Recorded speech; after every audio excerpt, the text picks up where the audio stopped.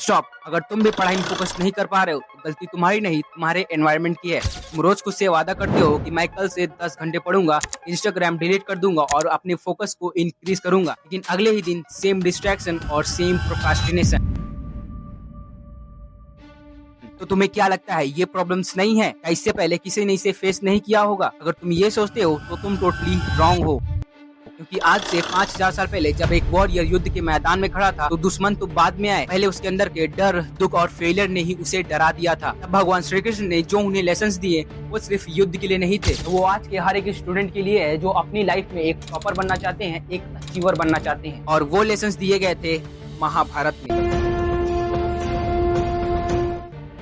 महाभारत में पांडवों ने सब कुछ खो दिया था, अपना राज्य, अपनी इज्जत, लगभग सब कुछ खो दिया था, लेकिन वो फिर भी रुके नहीं, क्योंकि उनके पास एक ऐसी स्ट्रेटेजी थी जो आज के स्टूडेंट को ना ही कॉलेज में और ना ही स्कूल में सिखाई जाती है। वो स्ट्रेटेजी, वो मेंटल पावर जो तुम्हें हर एक प्रॉब्लम से निकालेगी, वो छुपी है इन 4 लेसन्स में। इस वीडियो में मैं तुम्हें जो 4 लेसन्स बताने वाला हूँ उसमें से नंबर 1 और नंबर 3 तुम्हारे फोकस को 10x बढ़ा देंगी, और जो लेसन नंबर 2 है वो तुम्हारे दिमाग से फेलियर के डर को हमेशा के लिए निकाल फेंकेंगी। और अगर तुमने इस वीडियो को एक भी पार्ट को मिस किया हो सकता है तुम उन्हीं गलतियों को दोबारा से दोहराने लगो।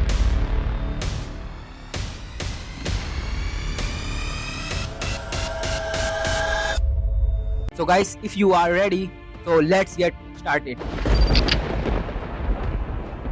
गुरु द्रोणाचार्य ने एक दिन अपने सभी शिष्यों का टेस्ट लेने का फैसला किया। उन्होंने पेड़ की एक डाल में लकड़ी की चिड़िया बांधी और सभी राजकुमारों को बुलाया और सबसे एक एक करके पूछने लगे, युधिष्ठिर तुम्हें क्या दिख रहा है? और वो बोले, मुझे पेड़ दिख रहा है। फिर उन्होंने भीम से पूछा कि भीम तुम्हें क्या दिख रहा है? तो उन्होंने कहा, मुझे पत्ते दिख रहे हैं। और इसी तरह उन्होंने एक एक करके सभी पांडवों से पूछा। किसी ने कहा, मुझे पेड़ दिख रहा है, मुझे पंख दिख रहे हैं, मुझे आसमान दिख रहा है, मुझे पूरी चिड़िया दिख रही है। लेकिन जब अर्जुन की बारी आई तो आचार्य ने पूछा कि अर्जुन तुम्हें क्या दिख रहा है? अर्जुन ने कहा, आचार्य मुझे सिर्फ चिड़िया की आंख दिख रही है। आचार्य ने फिर से पूछा, क्या तुम्हें पेड़ नहीं दिख रहा? अर्जुन बोले, नहीं। क्या तुम्हें आसमान नहीं दिख रहा है? नहीं। क्या तुम्हें चिड़िया का शरीर नहीं दिख रहा है? नहीं गुरुजी, मुझे सिर्फ चिड़िया की आंख दिख रही है। छोड़ो बाण।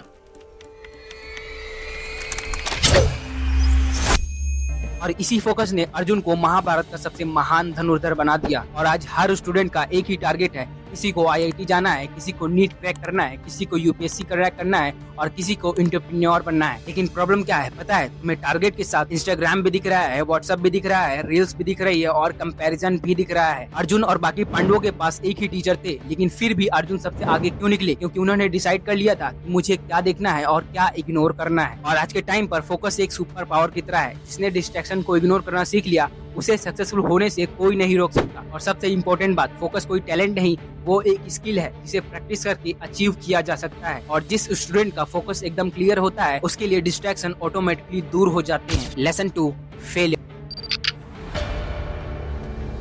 आज हम पांडवों को एज अ विनर ट्रीट करते हैं, लेकिन बहुत कम ही ऐसे लोग होंगे जिन्हें उनके फेलियर्स के बारे में पता होगा। उन्होंने अपना राज खो दिया था, अपनी पहचान खो दी थी और अपना महल खो दिया था। जिन्होंने बचपन में राजाओं जैसा सुख देखा हो, उन्हें जंगल में अपना जीवन गुजारना पड़ा। और इतना सब कुछ होने के बाद भी उन्होंने हार नहीं मानी। उन्होंने हर दिन खुद को मजबूत बनाया। वनवास के दौरान उन्होंने अपनी स्किल्स को इम्प्रूव किया, धैर्य रखा और अपनी प्रिपरेशन को जारी रखा और एक सही समय का वेट किया। और आज एक एग्जाम में फेल होते ही स्टूडेंट खुद को फेलियर समझने लगता है और सोचता है कि उसकी लाइफ खत्म हो चुकी है। लेकिन एक बात हमेशा याद रखो कि फेलियर तुम्हारी आइडेंटिटी नहीं होती है, फेलियर तुम्हारी ट्रेनिंग होती है। और एक स्टूडेंट अपने फेलियर से सीखता है। सोच के देखो, पांडव अगर 13 साल बाद वापस आ सकते हैं तो तुम एक एग्जाम फेल होने के बाद क्यों नहीं? याद रखो, तुम फेल नहीं हुए, तुम सीख रहे हो।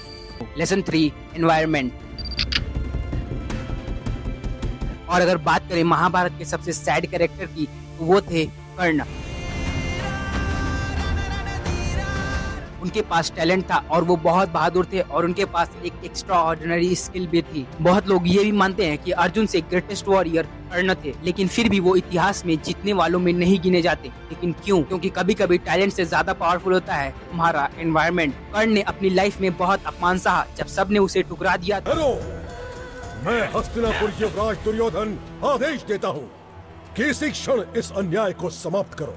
और कर्ण ने उस एहसान को कभी नहीं भुलाया, लेकिन धीरे धीरे वो उसी पक्ष में खड़े हो गए जहाँ अन्याय हो रहा था। कर्ण का दिल महान था, लेकिन उनकी कंपनी ने उनकी डायरेक्शन बदल दी और इसी वजह से उनकी कहानी एक ट्रेजेडी बन गई। और सेम इसी तरह तुम्हारा फ्रेंड तुम्हारा फ्यूचर बना भी सकता है और बिगाड़ भी सकता है। अगर तुम 5 शराबियों के साथ रहोगे तो 6वें शराबी तुम बनोगे, और अगर तुम 5 लेजी लोगों के साथ रहोगे तो 6वें लेजी इंसान तुम ही बन जाओगे। याद रखो, तुम्हारा दोस्त ही सिर्फ एनवायरनमेंट नहीं है, तुम्हारा मोबाइल भी एनवायरनमेंट है और तुम्हारा इंस्टाग्राम भी एनवायरनमेंट है। सवाल ये नहीं कि तुम कंज्यूम क्या कर रहे हो, सवाल ये है कि तुम जो कंज्यूम कर रहे हो क्या वो तुम्हें तुम्हारे गोल्स तक ले जा रहा है या फिर उनसे दूर ले जा रहा है। और अगर तुम इस वीडियो के इतने करीब आ ही गए हो तो इस वीडियो को लाइक करके चैनल को सब्सक्राइब जरूर कर लेना अगर तुमने सब्सक्राइब नहीं कर रखा है। तो चलो आगे कंटिन्यू करते हैं। और सबसे लास्ट और सबसे इम्पोर्टेंट लेसन है लेसन नंबर 4।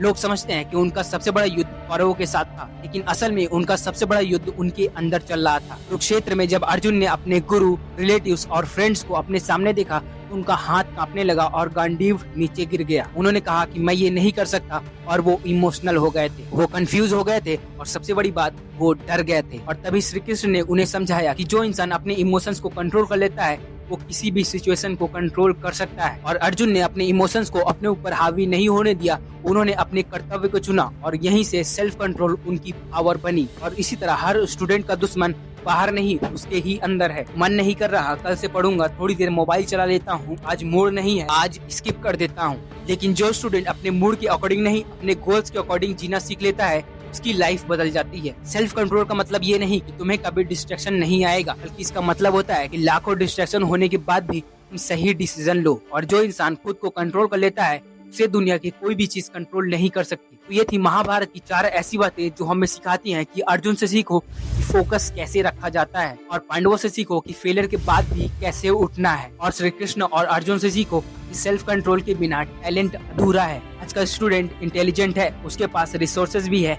इंटरनेट भी है, नॉलेज भी है, लेकिन अगर उसके पास फोकस नहीं है तो नॉलेज बेकार है। अगर वो फेलियर से टूट जाता है तो टैलेंट बेकार है। अगर उसका एनवायरनमेंट गलत है तो उसकी मेहनत बेकार है। और अगर उसके पास सेल्फ कंट्रोल नहीं है तो उसके सपने बस सपने बनकर रह जाएंगे। महाभारत का असली कुरुक्षेत्र अभी भी जिंदा है, वो किसी मैदान में नहीं बल्कि आज के हर एक स्टूडेंट के अंदर चल रहा है। और जो स्टूडेंट अपने अंदर चल रहे इस युद्ध को जीत लेते हैं उसे दुनिया की कोई ताकत नहीं हरा सकती। तो ये थी अपनी आज की वीडियो, और अगर वीडियो पसंद आई हो वीडियो को लाइक करके एक प्यारा सा कमेंट जरूर लिखना।